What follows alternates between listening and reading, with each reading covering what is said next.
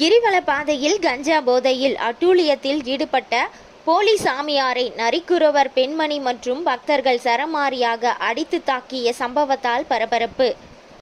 திருவண்ணாமலை நகரில் உள்ள உலக பிரசித்தி பெற்ற பஞ்சபூல ஸ்தலங்களில் அக்னி ஸ்தலமாகவும் நினைத்தாலே முக்தியளிக்கும் ஸ்தலமாகவும் விளங்கக்கூடிய அருள்மிகு அண்ணாமலையார் திருக்கோவிலின் கிரிவல பாதையில் உள்ள பஞ்சமுக தரிசனம் அருகே போலி சாமியார் கஞ்சா போதையில் கிரிவலம் வரும் பக்தர்களிடம் விபூதி பூசிவிட்டு பணம் பறிக்கும் நோக்கில் செயல்பட்டு வந்ததால் இளைஞர்கள் நடைபாதையில் கடை வைத்திருக்கும் நரிக்குறவர் இளம்பெண் சரமாரியாக தாக்கிய சம்பவத்தால் அப்பகுதியில் பரபரப்பு ஏற்பட்டது.